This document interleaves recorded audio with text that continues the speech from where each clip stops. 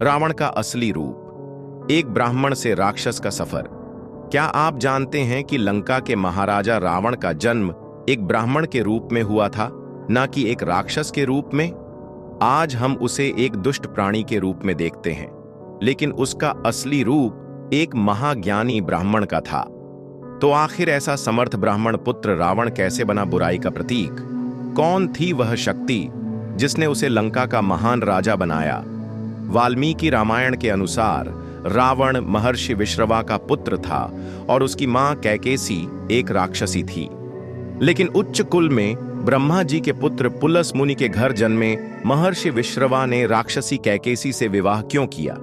इसका जवाब उत्तरकांड में मिलता है, जहां बताया गया है कि 3 क्रूर दैत्य भाई माली, सुमाली और मालवानो भाइयों ने त्रिकूट पर्वत के पास समुद्र तट पर विश्वकर्मा से लंका का निर्माण करवाया और उसे अपने शासन का केंद्र बनाया। लंका को धन और वैभव से भर दिया। विश्व विजय की इच्छा में उनका अहंकार इतना बढ़ गया कि उन्होंने स्वर्ग, पृथ्वी और पाताल के देवताओं, ऋषि मुनियों और मनुष्यों पर अत्याचार शुरू कर दिया। जब अत्याचार सहन के बाहर हो गया तो देवता और ऋषि भगवान विष्णु के पास अपनी शिकायत लेकर गए।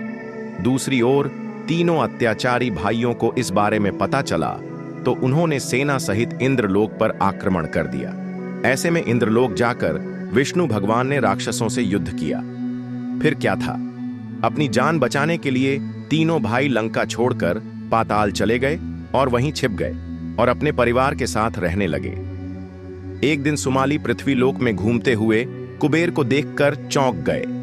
देवताओं के डर के कारण वह दोबारा पाताल लोक लौट आए और सोचने लगे कि इन देवताओं से बचने का कोई उपाय ढूंढना पड़ेगा। उन्होंने सोचा, कब तक हम लोग ऐसे छुपे बैठेंगे? तब सुमाली ने सोचा कि अपनी पुत्री कैकेसी का विवाह महर्षि विश्रवा से कराए ताकि उनका पुत्र राक्षस वंश की रक्षा कर सके। उसने अपनी बेटी से कहा, राक्षस वंश के कल्याण के लिए तुम महर्षि विश्रवा से विवाह करो और एक ऐसे पुत्र को जन्म दो जो हमारी रक्षा करे और देवताओं को हराए। कैकेसी राक्षसी होने के बावजूद अपने धर्म का मान रखते हुए और पिता की इच्छा को पूरा करने के लिए महर्षि विश्रवा से विवाह करने का निर्णय करती है।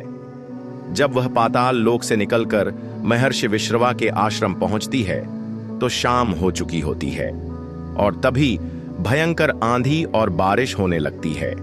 आश्रम में पहुंचकर कैकेसी महर्षि विश्रवा के चरणों में प्रणाम करती है और अपनी विवाह की इच्छा व्यक्त करती है। महर्षि विश्रवा कहते हैं, हे भद्रे, तुम्हारी इच्छा तो पूरी कर सकता हूं, पर तुम इस अशुभ समय में आई हो, इस कारण तुम्हारी संतान दुष्ट और क्रूर स्वभाव वाली होगी।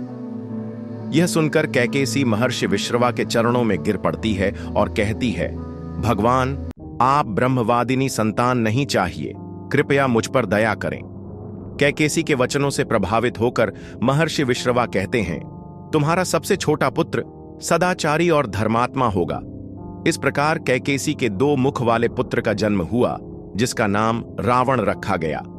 रावण और उसकी मां कैकेसी की सगाई के बाद महर्षि विश्रवा की दूसरी पत्नी धन के देवता महादेव के परम मित्र और उत्तर दिशा के लोकपाल माने जाते हैं, और रावण ने अपने सौतेले भाई से भी अधिक पराक्रमी बनने के लिए ब्रह्मा जी की कठोर तपस्या की।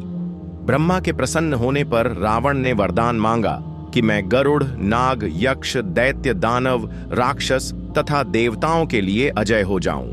विभीषण को धर्म में दृढ़ता का वरदान मिला, जबकि कुंभकर्ण को वर्षों तक सोने का वरदान मिला।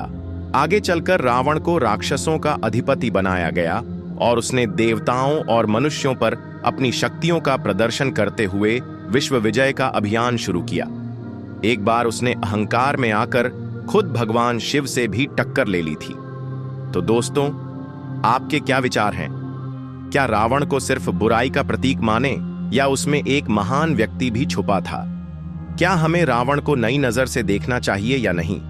हमें अपने विचार जरूर बताएं, और अगर यह कहानी आपको सोचने पर मजबूर करती है तो लाइक, शेयर और सब्सक्राइब करना न भूलें। जय श्री राम।